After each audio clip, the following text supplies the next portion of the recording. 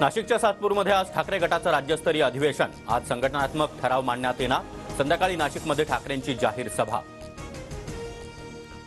ठाकरे गटाचे नेते रवींद्र वायकरांची आज ईडीकडून चौकशी होणार। कथित जोगेश्वरी भूखंड घोटाळ्यात बनावट कागदपत्र बनवल्याचा वायकरांवर आरोप।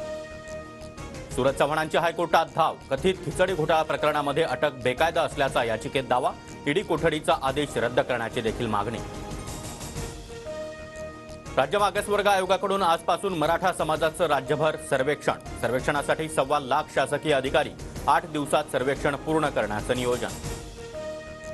पुण्यातील रांजण गावातून आज जरांगेंचा मोर्चा पुढे मार्गस्थ होणार। भीमा कोरेगावमध्ये दुपारचं जेवण तर चंदननगरमध्ये मुक्काम करणार। 26 जानेवारीला मराठा आंदोलक मुंबईत धडकणार।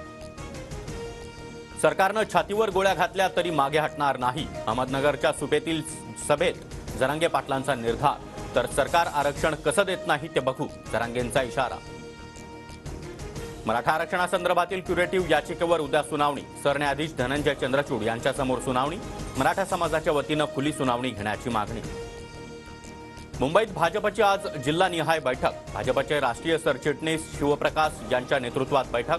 शेलार यांच्यासह लोकप्रतिनिधी आणि पदाधिकाऱ्यांना हजर राहण्याच्या सूचना। पुण्यात काँग्रेसच्या पश्चिम विभागातील जिल्हा समित्यांची आज बैठक।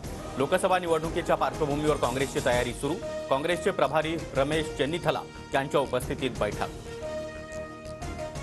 परभणीमध्ये ठाकरे छत्रपती शिवाजी महाराजांची वाघनखं मे महिन्यात महाराष्ट्रात येणार। 3 वर्षाच्या करारावर वाघनखं राज्यात आणणार। राज्यातील 5 ठिकाणी शिवरायांची वाघनखं प्रदर्शनासाठी ठेवली जाणार।